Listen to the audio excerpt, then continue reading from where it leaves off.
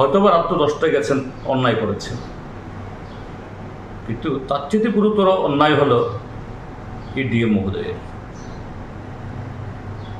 অল্প বয়স, এখনো হয়তো অভিজ্ঞতা হয়নি, কিন্তু মাথার মধ্যে তার ভূত চেপে গেছে, আমি সাংঘাতিক হয়ে গেছি। সে ব্রিটিশ আমলের আইসিএস অফিসারদের মতো এরা মনে করত এই দেশের সমস্ত নাগরিকরা তাদের বৃত্ত। আমারও অভিজ্ঞতা হয়েছে এই তরিৎ কান্তি চাকমার সাথে। আমি কদিন আগে আমিও ফোন করে, তার ফোনে রিং হয়েছে।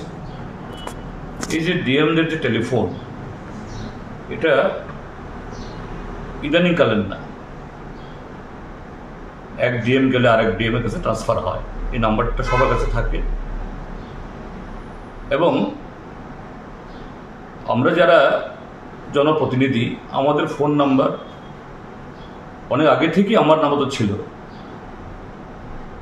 আমিও ওকে টেলিফোনে ওকে পাই। তো গতকাল এটা দেখে আমারও প্রতিক্রিয়া হয়েছে, আরে এরকমই তো হয়েছে।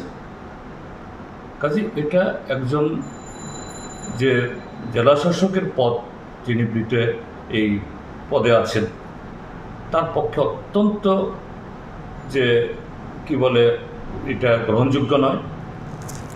এবং এটা যে জনপ্রতিনিধিদের এবং তার যে পদমর্যাদা, তার যে দায়িত্ব, এর প্রতি এটা অবিচার। এই জন্য আমি নিন্দা করছি। এখানে অন্য কোনো বিষয় সেখানে নয়, যে এটা হওয়া উচিত না, যে রাজ্য প্রশাসনকে, রাজ্য সরকারকে, এই জাতীয় আরও কিছু অফিসার আছেন, নাম বলছি না এখানে, আরও কিছু এরকম আছেন, তাদেরকে সেন্সিটাইজ করা উচিত।